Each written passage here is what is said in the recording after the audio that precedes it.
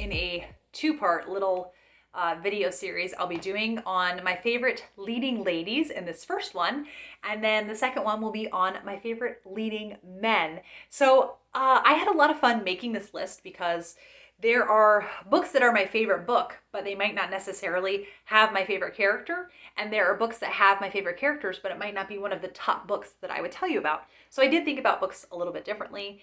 And maybe some books that I haven't talked about in a while. And I am just very excited to tell you about all of them. And the first is the character of Jean from A Town Like Alice by Nevil Shute. And she is such a wonderful, wonderful character. To me, she has like all of the things that I value about the character of Cinderella, the resilience that she has. I find that I love the resilience that Jean has. And it is a World War II setting, so she does see some extremely harrowing things and just shows grace and dignity in the hardest of circumstances. And I love the book A Town Like Alice. So I highly recommend that book, and particularly the character of Jean was one of the highlights of that book for me. And the next is from Ivanhoe, and that is the character of Rebecca. Speaking of showing resilience, that's going to be kind of a theme that you see within this. The character of Rebecca I loved. She would not compromise on the convictions that she had, on the ideals that she had. And that to me is so moving. And even in really scary circumstances and just holding her ground, I found her so inspirational to read about. And then the character of Judith from In the Roar of the Sea. When I first started reading this, and I see kind of these, all of these very powerful men who are trying to manipulate Judith into doing what they want her to do, and how Judith is so confident in herself. There's no questioning of what she believes. And I was just like, I was clapping for her, because sometimes Victorian novels can be very hit or miss with the female characters that they have. And especially because In the Roar of the Sea is written by a male author. And so I thought, I don't know what they're going to do with Judith, but she kept being awesome and awesome and awesome. And I was like, yes, Judith, you tell him. So I loved the character of Judith. And then fourth on the list is Betsy Ray from the Betsy Ray series by Maud Hart Lovelace. I love getting to see Betsy make mistakes. And that sounds weird, but there are some characters like Maisie Dobbs. Honestly, I love that series by Jacqueline Winspear, but she doesn't really make mistakes. And so I love that about Betsy, because sometimes you are kind of face palming, and like Betsy, especially when she leaves projects until the last minute. That is a running theme through the series until she reaches adulthood. But then I love her for it, because it makes her feel so human and relatable. And so what I like, though, is that you do definitely see growth throughout the series. It would be annoying if she kept making mistakes and not learning and growing from them, but she does grow and learn from them. So she definitely feels her age as you're reading the books, and then she grows up and she matures and makes new mistakes as an adult. Then Ella Enchanted from Ella Enchanted. I will be reading this book later on with the Kindred Spirits Club, and I'm so excited to revisit it. This is one of my absolute favorite fairy tale retellings. It is a Cinderella retelling, and Ella, when she is a baby, is given a gift by a fairy. I say gift in air quotes because the gift is obedience. So that means if someone says, Ella, stop crying, she'll stop crying. That seems nice, right? But if someone says, stand in the middle of the road until you get hit by a car, Ella has to do it. Her body is filled with immense physical pain if she doesn't obey. Her body is filled with immense amounts of physical pain. So this puts her in some tricky situations, and thus she goes on a quest to figure out how to kind of successfully go through life with this gift that she was given by the fairy Lucinda. And I love the character of Ella. She goes on such a journey and discovers so much about herself and about inner strength. It's wonderful. And then the character of Judith, another Judith, but this is Judith from Rosamunde Pilcher's Coming Home. Judith has to go through a lot of pain in the story that you are with her, because she's separated from her family for a long time a lot of the story is set during World War II, and even though she's longing to be with her family, she feels that she really wants to help out on the home front, and so she really does dreadfully miss her family. And there are lots of really sad things that happen in this book. It is not this very happy-go-lucky book, which I feel more like Winter Solstice by Rosamunde Pilcher is. There is some real heartbreak in this book, but she is a rather quiet character, and I found that kind of refreshing, because I do like having these kind of larger than life characters, but having these quieter characters can just be a nice change of pace as you're reading. And the next character is Amelia Peabody from Elizabeth Peters' detective series. And I find, intrepid is one of those words I'm going to think of with Amelia. She is a Victorian lady, and she is not your stereotypical Victorian lady. She is inspired by the real explorer Amelia B. Edwards. And she is an Egyptologist and an archaeologist, and I love that she's kind of a woman that does it all. She is married and she has a child. She has work outside of the home also, and while it would be really challenging, you just watch Amelia do it and do it beautifully. And I just love that she has these passions and desires and hobbies, and she still makes time for her family. And she's just so remarkable. She's a remarkable woman and just a lovely lady to follow throughout the series. And then the next one is Sorcia from The Daughter of the Forest by Juliet Marillier. I have read now the first 3 in the Seven Waters series by Juliet Marillier, and I don't know if Sorcia will always remain my favorite. And also part of it might be that it was the first Seven Waters book that I read, and my soul was pierced by this series, just the deep connection with the natural world and the very spiritual nature of it, and how character driven it is, and the very deep and intense relationships that the characters have with each other, and the family dynamics and the political dynamics that are within the different people groups. And it's just so captivating. And Sorcia has great sorrow that she goes through after it's a retelling of the 7 swans, and her 6 brothers are turned into swans. And in that, in The Daughter of the Forest, she is not allowed to speak for a long amount of time, because if she does speak, then her brothers will be cursed to be swans forever. And just the fortitude that she shows in that, and how she feels so just sick and tired of being sick and tired at times. And she keeps going and keeps going and keeps going. And just surely, if Sorcia can do that, surely these tasks that you get overwhelmed with in daily life are things that you can accomplish.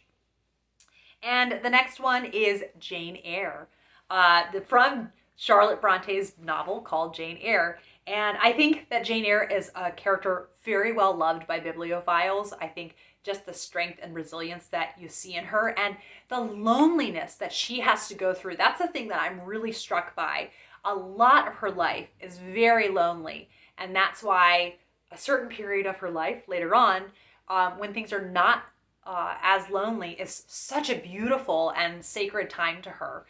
So yeah, just seeing someone be lonely a lot, I think I think loneliness is something that everyone experiences at different points in their life. And so I just find it really, really comforting to read about her, and to see also how quick-witted she is. She's the bantering that happens in that book, I just adore. So yes, Jane Eyre had to be on the list.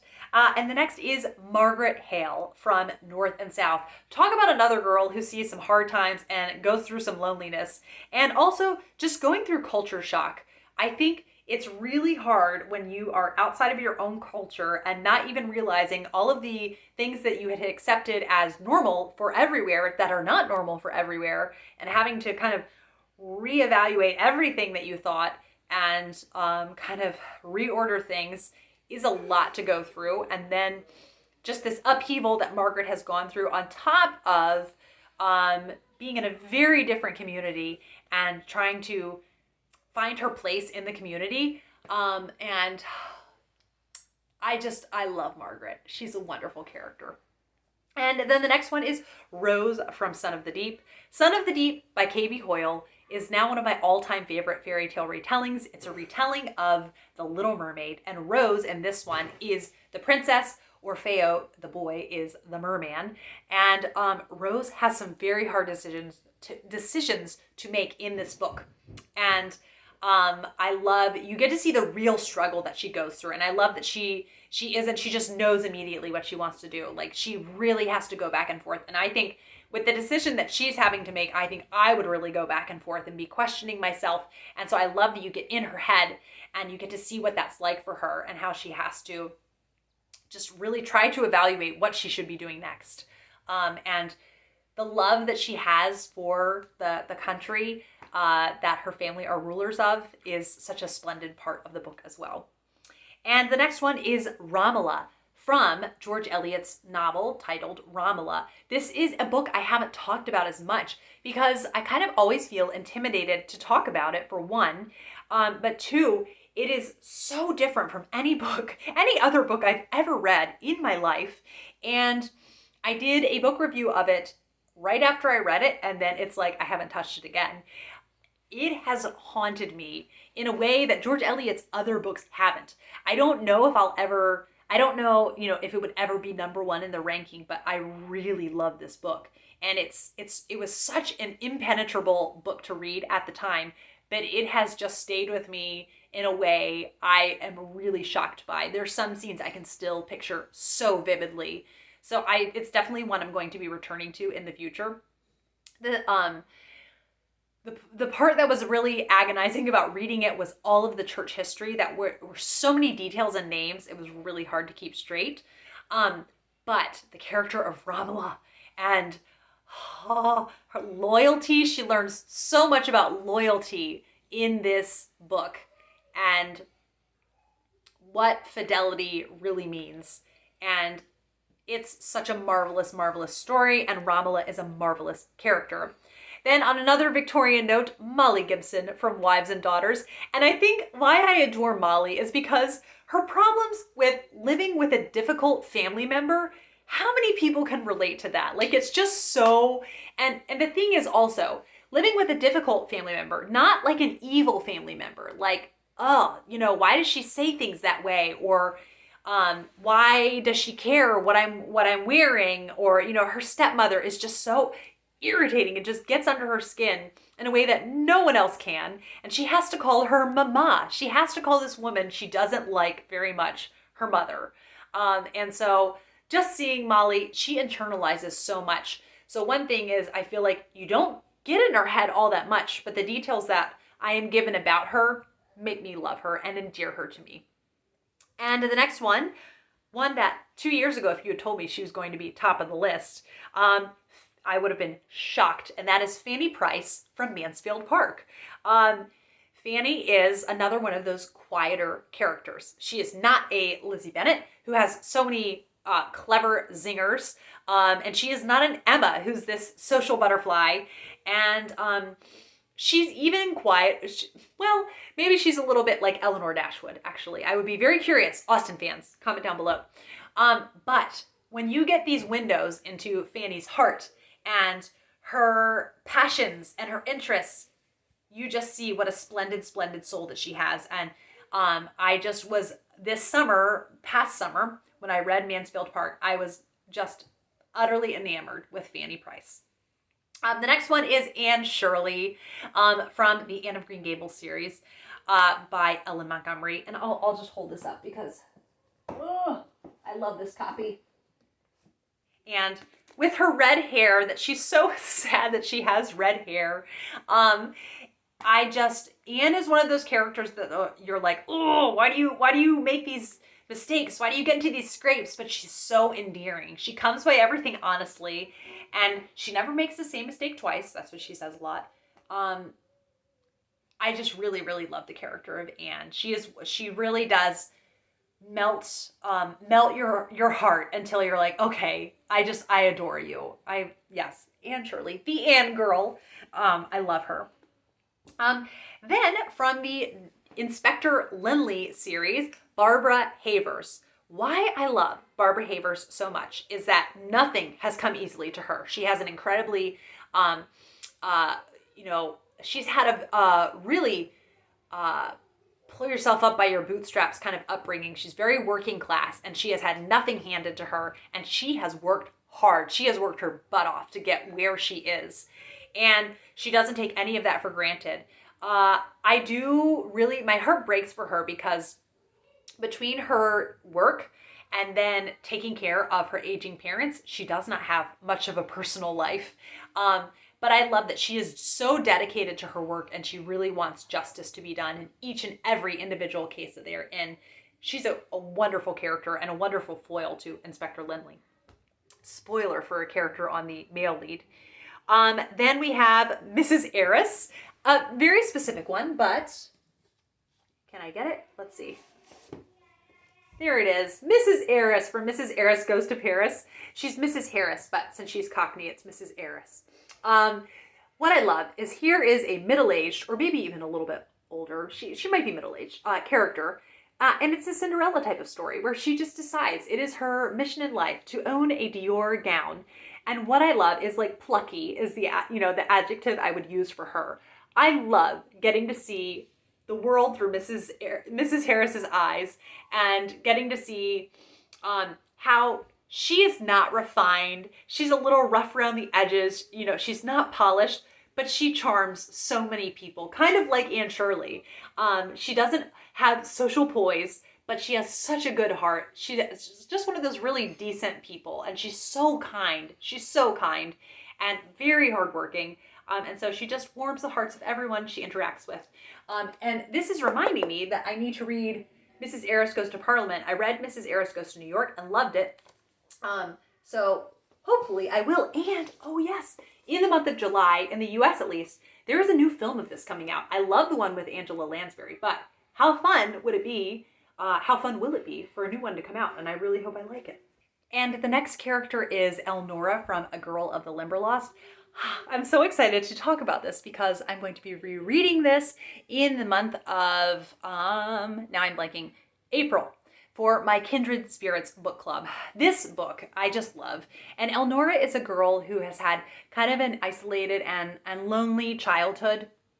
I just noticed, it took me this long, what's supposed to be behind this, you can just see it like outlined there, or maybe you can't even tell it's a butterfly. Like there's the top of the wings. How beautiful.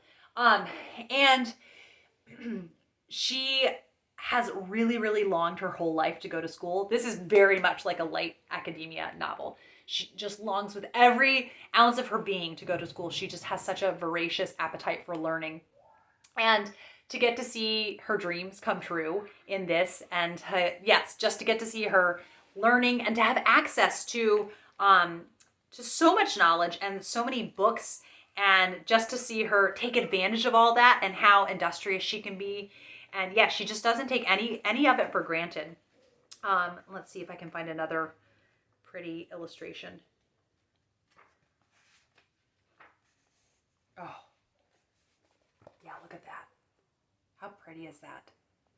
So yes, I love the character of Elnora.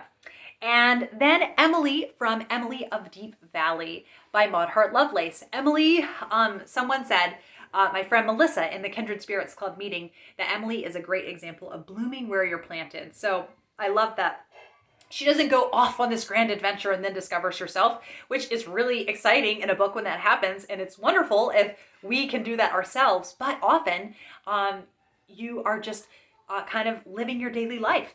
Trying to be there for your people and take care of the daily tasks of life, which get taken for granted until they aren't done. You know what I mean? Like if the kitchen is clean all the time, you can take it for granted. And then when it's not done, you notice like, oh, it's really nice to have a clean kitchen all the time. And yes, I just really, really love the character of Emily and how she does have some sadness in her life, and she figures out a way to bring more richness to her life. And the next one is Lotta from A Suitable Boy. This book I haven't talked about as much in recent days, but I really did love this book. And Lotta is the main character, and the whole plot of A Suitable Boy is her mother trying to find a suitable boy for Lotta to marry. And I think that Lotta has so much weight put on her shoulders about this decision. She has several boys that are interested, and seeing how she handles this is marvelous. You get to follow her for a long time because the book is 1,200 pages, and I just came to love the character of Lotta.